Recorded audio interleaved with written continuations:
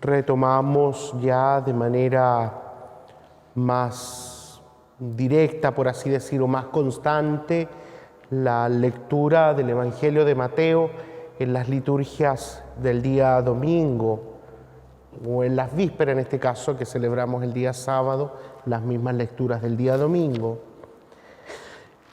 Y lo retomamos con, yo quisiera llamarle algunas sentencias de parte de Jesús a sus apóstoles, quienes sienten de alguna manera, no sé si recriminación, pero sí algún temor por el anuncio verdadero del Evangelio, ¿no? de la buena noticia, ¿no? Que es la resurrección de Jesús. Más que anunciar que Jesús resucitó, la misión de los discípulos es anunciar que Jesús está vivo, no como algo que pasó, porque de que pasó, pasó. Como dice la canción, lo que pasó, pasó, ¿cierto? Ahí algunos sabrán a qué me refiero, ¿no? Para los que son buenos para la música, por lo menos, ¿no? Sino más bien de una realidad presente. Y es que Jesús está vivo. No solo resucitó, sino que sigue vivo hoy, ahora, ya. Tanto para los discípulos en aquel tiempo, como para nosotros hoy en la actualidad. Quisiera quedarme con 3 afirmaciones, por así decirlo, de parte de Jesús a sus discípulos que nos pueden ayudar a nosotros también a aquietar el corazón, a fortalecer la fe, a reavivarnos también en tiempos de desánimo o de incertidumbre, ¿no? Quizás lo más fuerte que Jesús le dice a sus apóstoles es, la invitación es a no tener miedo. El miedo normalmente surge a partir de una inseguridad. Hay ciertas inseguridades que son propias, que son naturales, ¿no? La inseguridad a que algo nos pase. Por eso que, yo no sé si se han dado cuenta, frente a un temblor, la mayoría tiende a buscar un lugar seguro, a plantarse en una situación o en un lugar o en un espacio que le dé seguridad. Aquí no me va a pasar nada. Inevitablemente a cada uno de nosotros nos ocurre exactamente lo mismo en muchas otras circunstancias de la vida. Lo que buscamos todos es seguridad y nos mantenemos en lugares, por así decir, de confort, ¿eh? Y nos mantenemos en esos espacios que nos dan precisamente esta seguridad. Entonces, existe un temor a comprobar de que mi elección, lo que yo elegí en la vida, no fue, no era. Muchos, a propósito aquí en la Eucaristía que estamos celebrando, que somos 2, 4, 6, está Carmen, los que han leído la primera lectura, la segunda lectura, Carmen con Jaime, que celebran 50 años de matrimonio. Muchas parejas hoy en día, frente a los conflictos que tienen, no quieren dar el paso para decir, en realidad la elección que hicimos no estuvo bien. Y lo mantenemos a fuerza de todo, ¿no? A como dé lugar. Y eso es complejo, ¿no? Porque me mantiene en un lugar seguro, ¿no? Muchas mujeres, lamentablemente, dependen del marido. Entonces no se quieren separar. ¿Por qué? No estoy, por favor, no vayan a confundir, ¿no? No estoy promocionando el divorcio ni nada por el estilo de esas cosas, no. Lo que pasa es que no quieren enfrentar la realidad precisamente porque eso da inseguridad. ¿Qué va a pasar conmigo? ¿Qué va a pasar con mis hijos? ¿De dónde vamos a sacar para vivir? Si lo trasladamos a otros ámbitos de la vida, hay gente que vive tremendamente frustrada en su pega, en su trabajo, porque le tocó, porque llegó el momento, pero está la inseguridad de decir, esto no es para mí, debo buscar otro rumbo, debo buscar otra elección donde me sienta más realizado, pero estoy en un lugar de confort, porque recibo mensualmente mi remuneración, porque soy reconocido también en mi ámbito laboral. Y podríamos multiplicar los ejemplos, ¿no? Muchos chiquillos que entran a estudiar también a veces erran el camino, a la mitad de la carrera o al principio incluso se dan cuenta que no era lo que querían, pero está la inseguridad o el temor de qué van a pensar los papás, hay plata de por medio, hay un gasto y se mantiene en esa dinámica. Incluso podríamos decir también, porque también ocurre dentro de la vida sacerdotal, ¿no?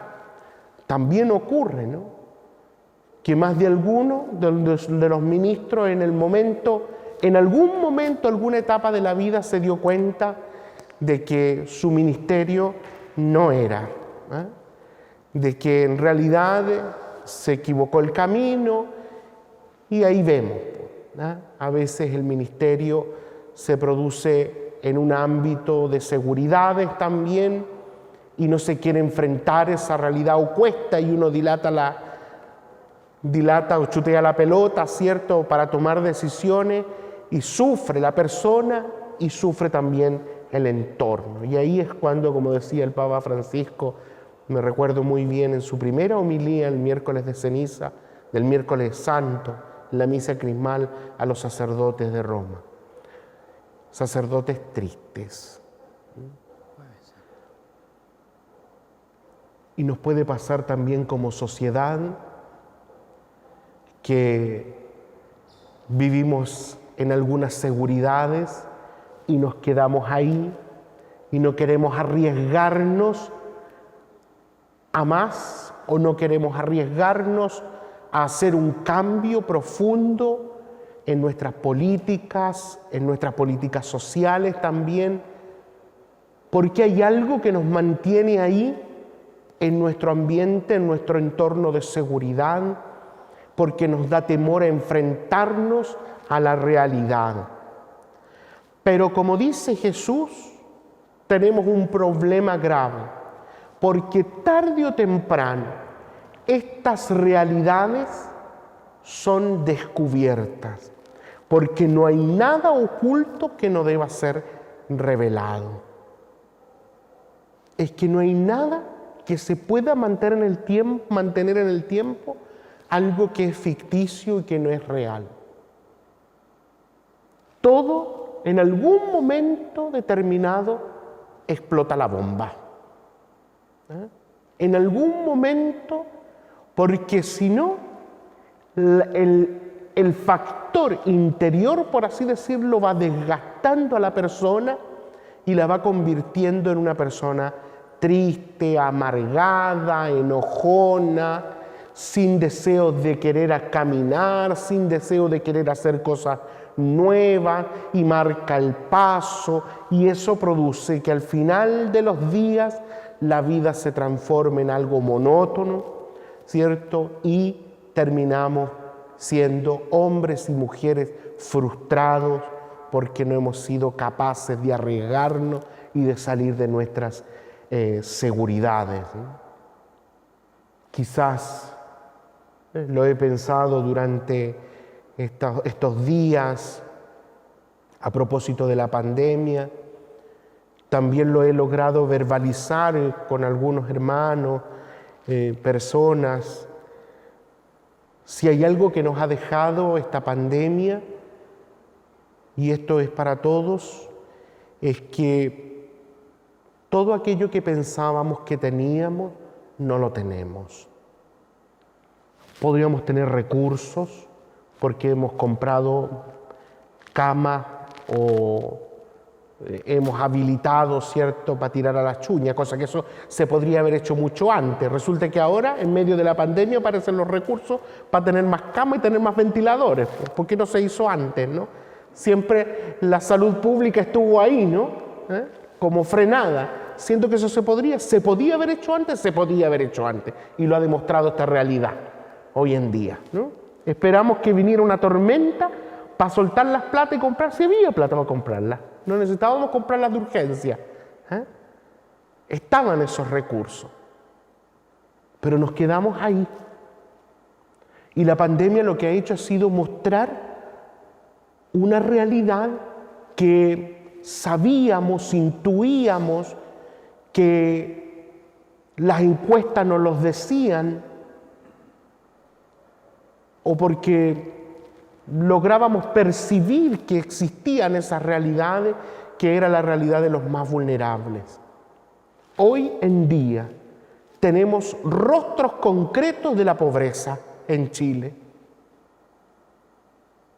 Hoy en día tenemos rostros concretos de gente que no tiene para vivir. Gracias a la pandemia nos hemos dado cuenta de que había algo oculto, que lo manejaban los números y se acallaba con bonos, se acallaba con otras cosas. El país estaba creciendo. Si lo peor que nos ha pasado como pandemia es que nosotros mismos nos hemos pegado un tremendo bofetazo de nuestro alarde de un país que estaba creciendo, cuando en realidad muchos estaban quedando en el camino. No hay nada oculto que no deba ser revelado, ni nada secreto que no deba ser conocido. Ojalá que cada uno de nosotros tomara conciencia de eso. En primer lugar, de nuestras seguridades. ¿Dónde estamos plantados? ¿Cuáles son nuestras seguridades? En segundo lugar, tomar una conciencia profunda y de verdad de cuáles son los rostros de la vulnerabilidad que son los privilegiados de Jesús hoy en día. Años que no escuchábamos hablar de las ollas comunes. Se nos había olvidado el término. Pero no es que nadie haya hecho ollas comunes. Existían, aún en nuestros tiempos. Lo que pasa es que nuestras seguridades nos impedían ver esa realidad. Por último, una mirada precisamente a aquello que está hoy más que nunca cerca, que es la muerte. Le tenemos miedo precisamente a enfrentar esa realidad. Le tenemos miedo. No teman a los que matan el cuerpo. No teman a morir. No hay que tenerle miedo. Con esto no estoy diciendo que de ahora en adelante usted salga a la calle ni nada por el estilo, por favor, porque para gente buena, para malinterpretar las cosas que uno dice, son mandados a hacer, ¿no? No estoy diciendo eso. Lo que estoy diciendo es que la muerte es parte de la vida y es una realidad que también queremos acallar, queremos tapar y ocultar. La muerte es parte de la existencia del ser humano.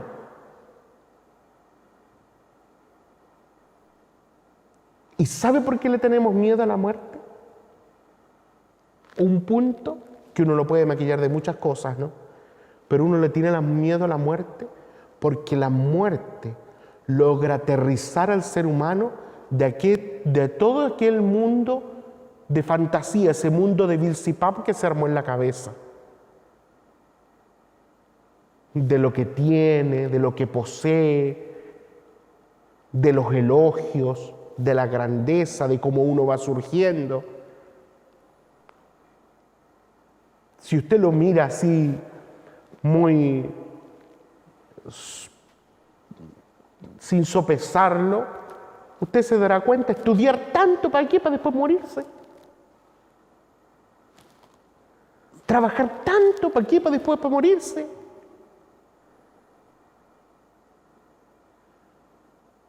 Ganar tanta plata para qué, para después morirse.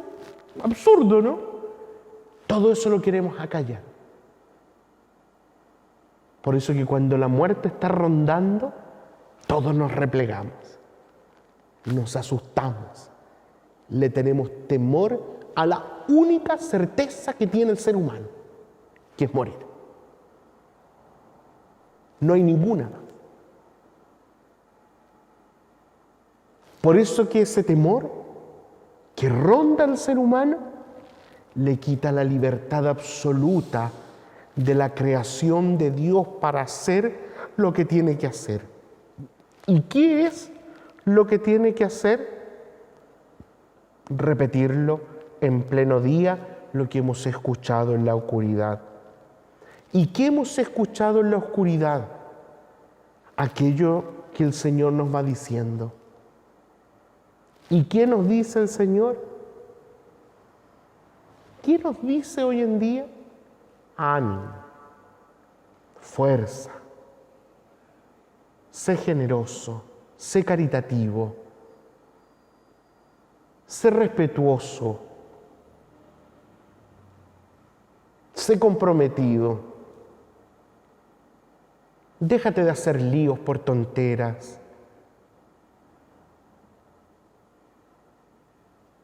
Ser cristiano es mucho más fácil de lo que nosotros pensamos. Para ser, lo he dicho tantas veces, ¿no? Si para ser un buen cristiano, ¿qué es lo que tiene que hacer? Ser gente buena, punto. No invente cuestiones. Si lo único que tenemos que hacer hoy en día es ser bueno, escuchar con atención cuando alguien nos quiere hablar, prestarle ayuda a alguien cuando la necesita, ser generoso. Si me dicen quédate en casa, tonto porfiado. Entiende de una, que no salgas de tu casa, quédate en tu casa, que te laven las manos, lávate las manos. Si es tan fácil ser buena gente y nos cuesta tanto. ¿Por qué? Porque vivimos en nuestras seguridades. Y nuestras seguridades, hermanos míos, nos quitan libertad. Cuando uno es libre, vive y se rodea constantemente en las inseguridades. Y es a eso a lo que tenemos temor. Y es a eso a lo que el Señor nos pide que no le tengamos miedo. Que estos días, especialmente aquellos quienes están en San Felipe o en los Andes y están en cuarentena obligatoria, que sea obligatoria, no solo por su bien, sino también por el de los demás. Seamos responsables con lo que nos toca hoy en día, y hoy nos toca quedarnos en casa. Sea responsable también con su vecino. Si necesita ayuda, ayúdele. Si se necesita cooperar, coopere. Pero por sobre todas las cosas, que nuestras seguridades no nos impidan ser libres. Cuando su seguridad le quita libertad, estamos lejos del querer de Dios. Me alargué, no me quería alargar. Bueno, siempre me alargo, ¿eh? Yo no sé si algunos han revisado, el otro día casi me caí de espanto, porque yo juraba que predicaba entre 9 y 10 minutos, ¿no? Y el otro día revisé la página web y mis predicas son un poquito más largas, así que de la próxima semana lo pienso hacerlas más cortas, ¿no? Así que, pero pidámosle al Señor que nos acompañe, que nos ampare en este momento. A todos nosotros queremos estar cerca de ustedes no solo con la oración, sino también con la ayuda. Queremos acompañarles con el ánimo, con la fuerza que nos da la gracia del Espíritu. Y sobre todas las cosas, dejemos que el Señor entre en nuestro interior, que Él toque esa fibra más delicada y aquella más oculta que tenemos, porque no hay nada oculto que no deba ser revelado, ni nada secreto que no deba ser conocido.